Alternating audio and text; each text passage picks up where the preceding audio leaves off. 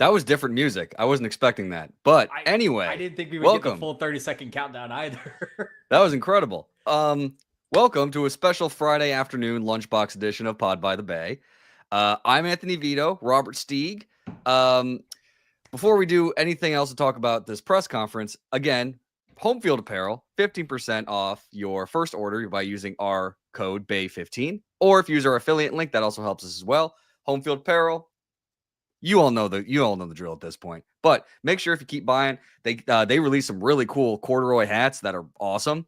And don't forget, if it's not USF, doesn't mean you can wear anything you want. Colorado School of Mine's cool. I know Steeg's got a lot of stuff. If you want to, support our new coach who, used to work under Nate Oates, Alabama's going to the Elite Eight. Go ahead and get some Bama gear. Just say it's for basketball, though, because Roll Tide. Just kidding. Don't clip that. So Steeg, we had an introductory press conference today in the Muma Basketball Center. That was very exciting. I was there in attendance. I seem to continuously keep going to these coaching introductory press conferences, and I kind of love the cadence of these. It's fun to kind of introduce the coach to the community, to the donors, and to the media as well, and a nice celebration, if you will. Yeah, you had balloons going everywhere. Cheer squad was there. President Law was there. Jim Lighthall introduced everybody. Drew Weatherford was there. Will Weatherford was there. Apologies. And of course, Michael Kelly. And it was a big celebration of a coach that I think everyone's very excited about, that no one expected USF was going to land. And I think he hit it out of the park. It is opening day for the Rays, by the way, but it was a big old slam dunk. I mean, he came in and had the charisma that you would expect. And he said some really solid things about community and engagement that are huge for a program like USF. So I was there on the ground, just watching with the community, and there was a lot of cheering and a lot of Go Bulls, of course, as there should be. But from the live stream, Steeg, what were your thoughts? Yeah, I mean, we've done quite a few of these recaps, and we kind of come away with the same message that, like, introductory press conferences are like the easiest thing for these coaches and like the staff and everything like that. Like, this is just the easiest way to quite literally toss the softball into the air and knock it out of the park. Everything is pre-prepared. There's no negative connotations that you have to worry about. Everything comes off very clean. And USF, fortunately and unfortunately, has become very, very good at these, where you get the university alignment. That's the key thing. You look back a couple of years ago where it was, just usually your athletic director doing a quick introduction, and then the coach gets up there and says his hoorahs, and then, does his own thing. But now USF is making a more spectacle about it because they understand the urgency behind it in their positioning in college athletics. Will Weatherford kind of said it best. A lot of schools are scaling back in their athletics, and USF is investing more and more and more into their athletics programs because they understand the importance of it there. So by all accounts, these are the easiest things ever.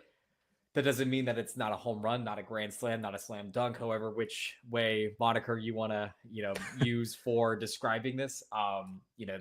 It's good to hear from essentially 5 pivotal members of the USF community, since they're going for that aspect.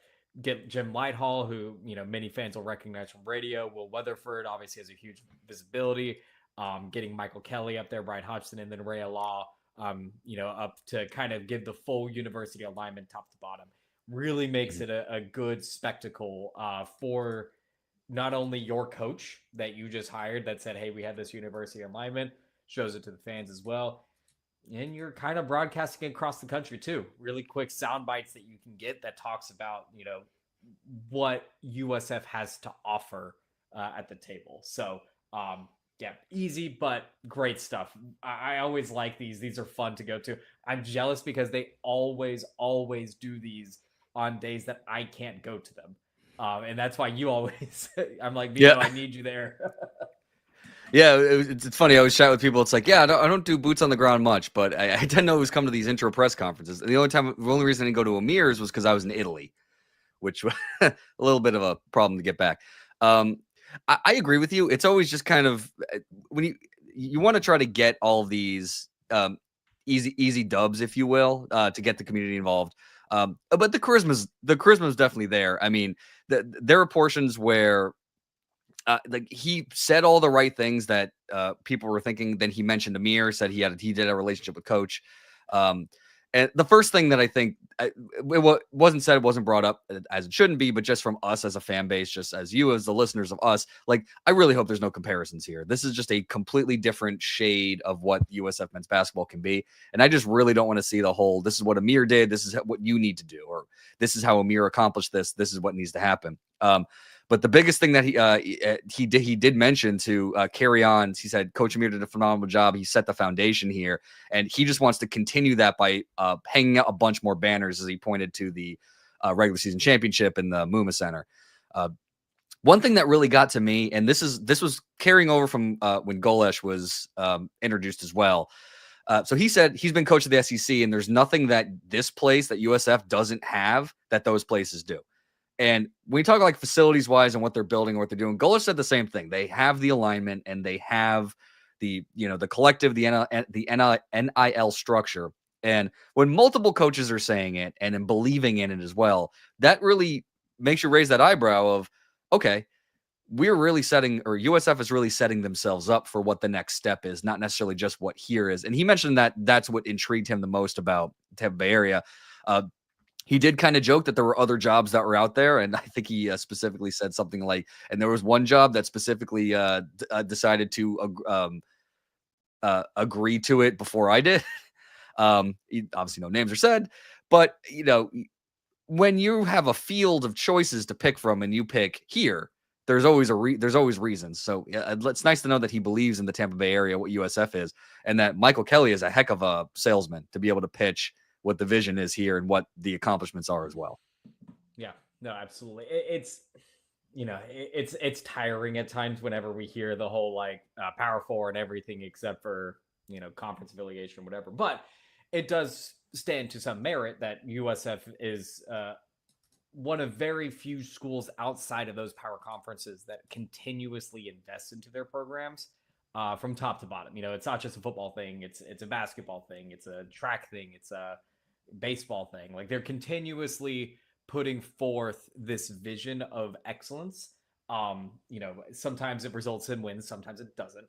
But you're at least handling all of the business off the field to ensure your viability going forward. There's been news, not to go too far off the rails, but some schools, St. Francis, for instance, is moving from D1 to D3. St. Francis just got to the NCAA tournament as an at-large after winning their conference tournament, and they're turning right around and going to D3 because they're schools that just don't have this investment period. So, it's a good thing that USF is constantly waving the flag of like, we're not backing down. Like we're the money we will figure out, the investments we will figure out, the time, the effort, all of that is going to continue getting put into this place to put yourself into position for greater things. I think the issue that can kind of happen at times is the immediate thing is, investment equals wins. There are schools that invest a lot of money that are in Power Four programs that don't win. And then there are schools that don't invest a lot of money and that are in, low major programs that win. So it's all relative to, what happens on the court sometimes. But overall, as long as you're doing those right things, you should be able to at least start to put the foundations to get those wins in place. So Hodgson obviously clearly understands that. He's been kind of the blue collar work ethic that he kind of really hit on about how he wants to, have his team identify as and hold themselves accountable both on the court and off the court. It resonates a lot with the community and the ability to get the program to the next level again. I think is something that I think a lot of USF fans were hanging their hat on during the press conference there. Yeah, blue collar you mentioned a lot of times, and I always feel like in these you're like, okay, what are the buzzwords I'm going to say that people are going to talk about, and then we're the people that are going to talk about it, which I find funny.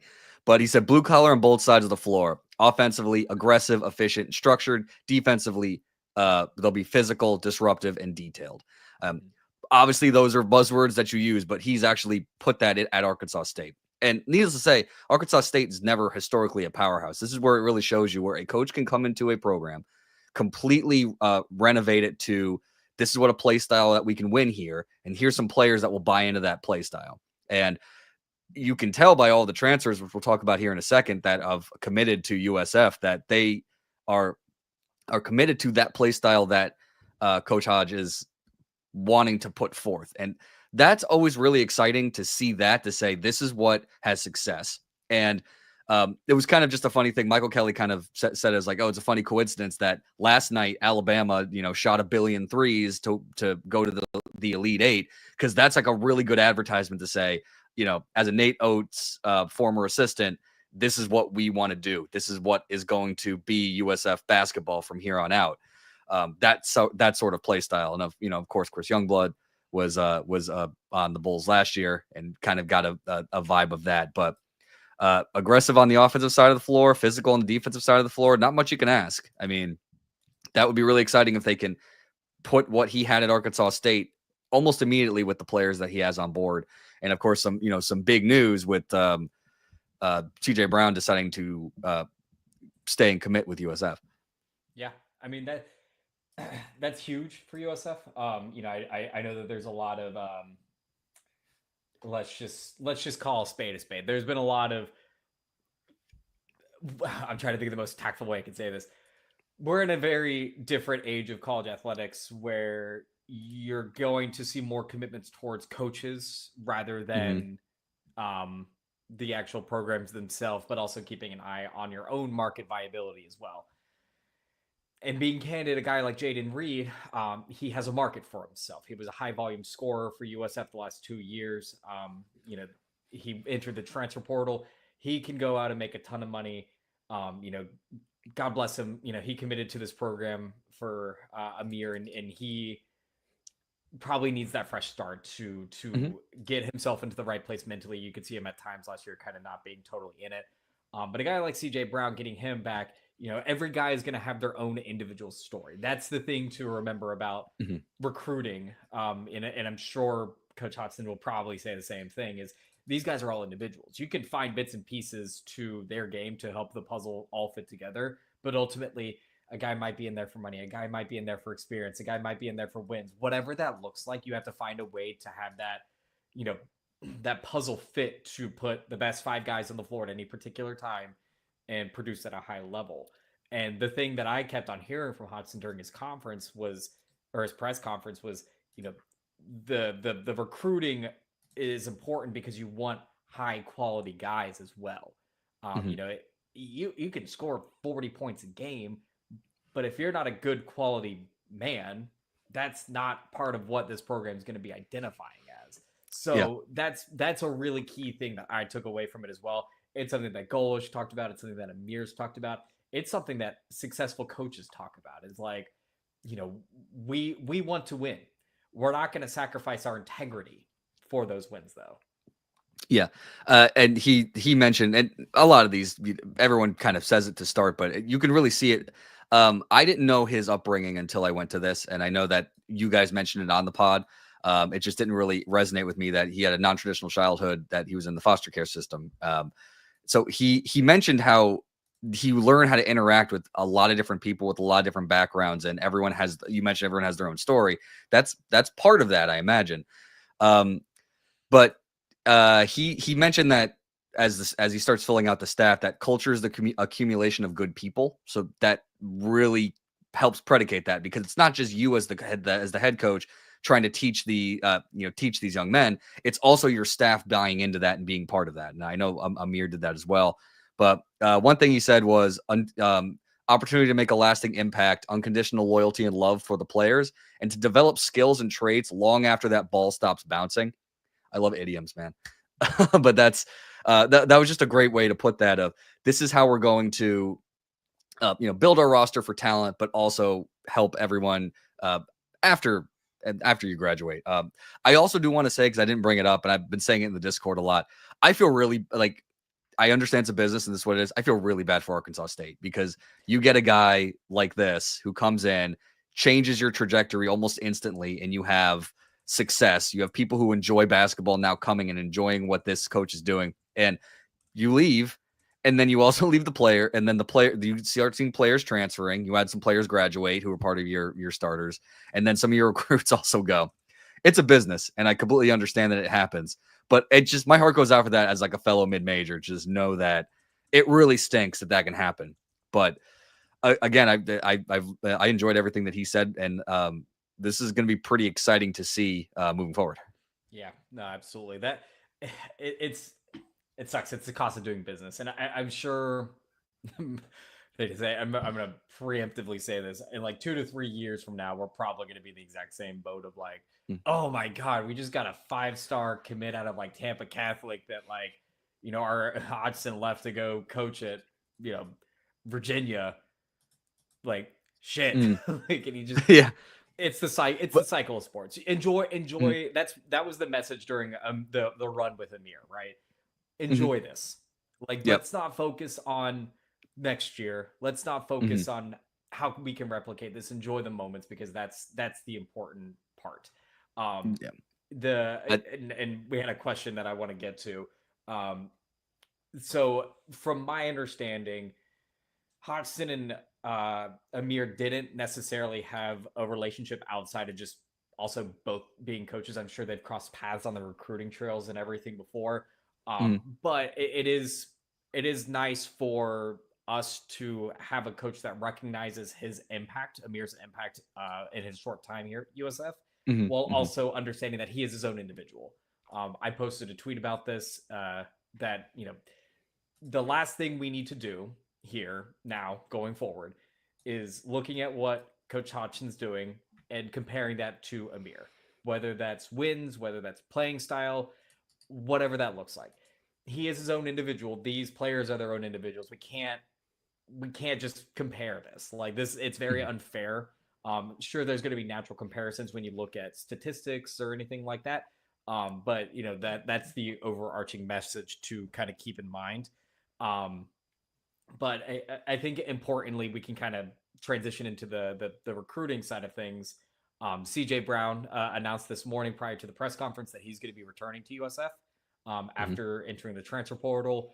That, along with 2 current Arkansas State players in Joseph Pinion and Isaiah Nelson, they announced their transfer into USF.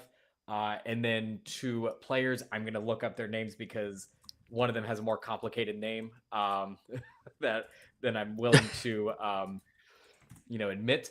But Tristan Beckford committed, and then Adriel Noria. I'm gonna look up that pronunciation later. Also announced that he's flipping his NLI to USF. So the roster makeup is going to look a little different, obviously, this era of college sports. It's nice that you're going to get at least a little bit of a holdover of a talent with CJ Brown, potentially having Deontay Green healthy back next year as well. He looks like he'll be committed. I'm excited to see who he brings in outside of the Arkansas State circle. He'll have the ability to obviously recruit whoever he wants at that point. But it's going to be a new look team for USF next year.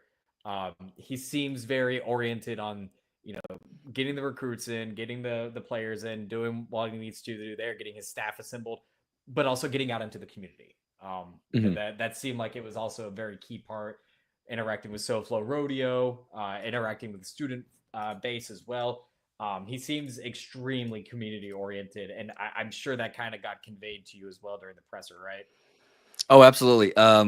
So they do photos after the introductory press conference before they go to like the media availability.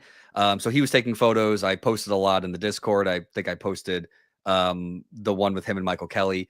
But before he was leaving, with photos with his wife, with his son, and with President Law. Just they kind of do everything just so everybody gets photos, and it's a good, nice in front of the banner, the step and repeat. But before he came down, SoFlo Rodeo had a few people there with the shirts, and they went up and took a photo with him, and he wanted to make sure he did that too. I was like, that's pretty cool, because like it's all about students and community engagement. But he mentioned that numerous times. Says he's looking forward to spending a lot of time in the community. Engagement's a huge deal. But he says obviously a wild few days, but he's excited to get out into the community after the roster and staff kind of settles in. So I'm with you. I'm kind of curious to see what happens next. If it's, hey, these are guys I was looking at Arkansas State, maybe they want to come here, or maybe you open up some doors of people who are in the portal. Because I don't know what the tweet was, but there's thousands of players in the portal right now, and I can't imagine how you even go ahead and take a look at who's possibly interested, what player is going to fit the style with what I have currently. You're essentially flipping a roster completely. As you've seen it with basketball, it's a lot easier in basketball than football and a lot of other sports to kind of do a 180 and flip almost instantly. And you see a lot of teams do that. I mean, half the teams in the Sweet 16 have more than half of their starters are transfers of some sort or started their college career at a different school. I think it was only Purdue and maybe Duke who didn't. So it's a part of basketball that's a part of every program out there. So I'm really looking forward to that. He did definitely specifically mentioned going out and getting everyone involved, because I think there was the past couple years a really good campaign to say there's no other professional basketball in Tampa. This is Tampa basketball, to brand it as that, the Tampa Bay script across the board. So it'd be really great to again have the Ying Center kind of pop in with some of these more fun games. And he did do a little bit of elbow ribbing towards beating Memphis in UAB, which was pretty funny. I think he talked about it because Michael Kelly talked about it, but I forgot the exact verbiage. But he said like we beat Memphis in their home convincingly, and then talked about how UAB they got a home and home, and he said I think UAB thought they'd get 2 easy wins, but we ended up beating both of them. And he talked about, I guess one time they were down by 27 and they came back to win against the Blazers. So it's good to see that success in conference. Again, I didn't watch those games, so I'm not 100% certain how those panned out. But again, as a Sun Belt team playing basketball, going in and beating Memphis, that's huge. And to be able to have that already, that feather already in your cap is really good momentum kind of moving forward. So I'm with you. It's interesting when you get a new coach to see what the next process is. So you get that press conference, you get kind of the vibe of what their charisma is, and then see what the roster development is. But almost instantaneously, players from the roster and the recruiting process coming straight to USF. Like, I don't even imagine, like, did they visit? That's one question that I would have. But it's like, it's really great to say, like, I trust you, coach. I'm with you. Yeah. Yeah. I mean, that's the sort of, I don't want to say we have to have the blind loyalty. By we, I mean like you, me, Seth, Colin, like the media. Like we can have scrutiny. And of course you can have your own sort of like reservations about coaching and buy-in and everything like that. But also to an extent, you also have to have a little bit of blind loyalty towards, your coach. I saw like instant reactions from some people were negative towards Bryan Hodgson.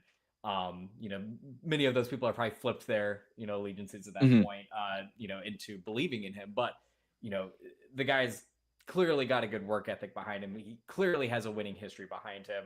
I think sometimes a little bit can be blown over proportion. Someone was talking about how it seems like there's been more positive press towards USF's hire.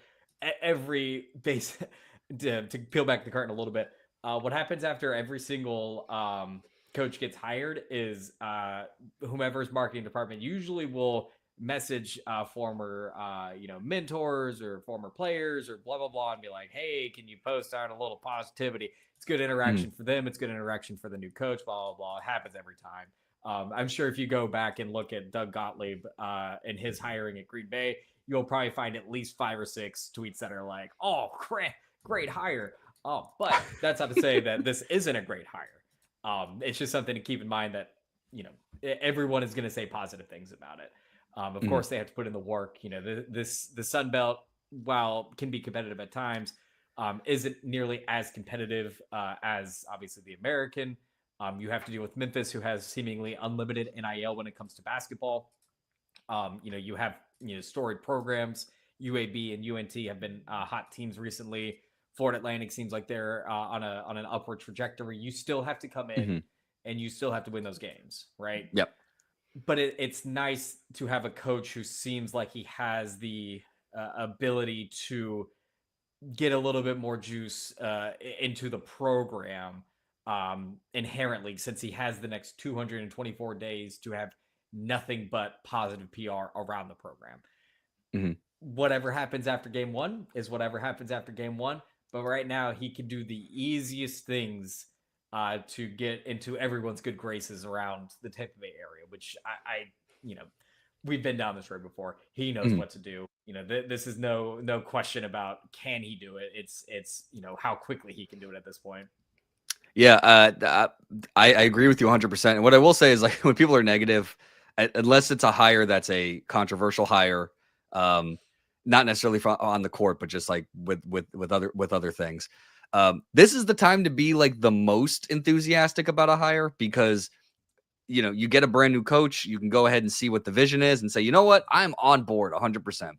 You can have a little bit of scrutiny if you'd like, but for the most part, it's like, this is a successful coach. This is a second straight hire where you got a successful coach as a sitting head coach, who was a successful assistant at a major program. Like, you check all the boxes, and we didn't even think that this was. You had a really great warm / hot board going on, and it's like, this didn't even seem like a possibility when it was announced. So I'm on board. I love the idea of the coming in saying this is what we're gonna do as a blue collar play blue collar basketball, and mentioning that, hey, you liked what you saw last night against Alabama, well, that's what we're gonna do, or at least some semblance of it. But you're right, when it's like the tweets like JB list, Nate Oates specifically, it's like, those are neat to be able to see that, and that's helps kind of put that elevation on the program too, because you're getting those tweets out there, you're getting that info, and then everyone's on board. And again, you see what happens when we get started, but I mean, all signs point to this being a really good hire for USF, and I'm looking forward to see what he can do to engage the student body and community, because they as we saw last year, they want to support the program, and it's almost as easy as just getting wins. If that was so easy, then everyone would do it, right? But right. I'm looking forward to it. The one thing that blew my mind away is he started coaching when he was 21, and he's 37, 38. Yeah. I always look at that and go like, buddy, you are 3 years older than me. That is the weird part about age. I will say that we've been doing this for too long now, where we're starting to see guys that are like closer to our age, like someone hired like a 27-year-old to be their like offensive coordinator recently, and you're like, okay, like, let's not do that. That's much. Let's get these guys a little younger, please. In my 20s. Yeah, that's but that kind of tells you that when you have your mind set on what you want to do and accomplish, that you hit the ground running. He did do the whole the coach thing. He says, like, just look at my wife. She's my number one recruit. You know what I mean? Like, I feel like everybody always does that bit. It's the biggest trope to do every single time, and it never always gets a laugh. Make me laugh. It's always just like, it's the easiest way to like instill a little bit of humor, is like, oh, if you're gonna question my recruiting, check out my smoking hot wife. Like, oh, all right, buddy. She's the best recruit I ever got. I convinced her to be with me. It's like, and everyone's like, oh, knee slapping, hilarious. My wife, yes, exactly. But I always love when coaches do that, and I notice it more and more. But it's a fun thing. You always gotta elbow that in there.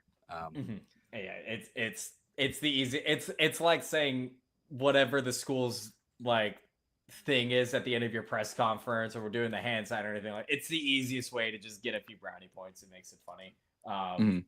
But yeah, it's definitely a fun time. I think USF fans deserve a little bit of reprieve and a little bit of ease into an off season for basketball. We're focusing more on just the men's basketball introductory to Bryan Hodgson era. There's been a whole lot of other things that have happened over the last 24 hours when it comes to athletics that we will talk about at some point. Both good, but a lot bad. So any other closing thoughts? Anything else that you can kind of think of here that we should probably get out there before we adjourn here, and I can finally eat lunch. Yeah, it's lunchtime. I think we pretty much said everything. I'm just looking forward to what he mentioned, just like Golish did, and what it seems like when there was a switch that flipped when we got all alignment throughout the university about what's going on. And it seems like everyone looks at USF as a team that is looking towards the future and is planning on being part of what that next level of college athletics is. Modern athletic department keeps being thrown around. Michael Kelly's vision with the whole program and the whole department. And just having everybody, all your coaches, all of your departments working together to achieve that goal, I think is, as every hire happens, everyone keeps saying the same thing. And that really shows that there is alignment here. And I think that's really exciting for USF fans who think that we're stuck in the American. I hate saying stuck. You know what I mean? You're in this conference. What's going to happen next? Where's college college athletics going with all of these, court decisions and NIL, transfer portal, what have you? But to feel like your administration is on the same page as your coaching staffs, to say we're part of this next modern athletic, of what modern athletics is in collegiate athletics, I think this is a really exciting time for USF fans, and to see that growth happening. Yeah, and absolutely. Once that the stadium gets built, then you move forward, and hopefully there's more banners along the way. But yeah, I think that's about it for the introductory press conference. We'll obviously be keeping a closer eye on some of the new roster, some of the new staff that gets put on board. And when he said, "Do you like that?" Because that's the style of play we're going to play. That was fun last night. Not sure if everybody watched the Alabama game. That's exciting. That's the kind of basketball that I like, and looking forward to that. Yeah, absolutely. Yeah, I mean, took all the words out of my mouth. I got nothing else. I'm also just thinking about my lunch right now, so I think it's about that time. But yeah, we'll be live at some point. Not live. We'll probably re-record some other news that's happened over the last 24 hours. And yeah, there's been some football stuff. There's been some basketball stuff. Overall, home run press conference today. Let's have fun for at least a little bit, and then we'll get back to bickering at each other. I love that. Baseball's hosting Tulane this weekend, so go ahead and check it out. Otherwise, I think that's it. Let's hit it with the Go Bulls. Go Bulls!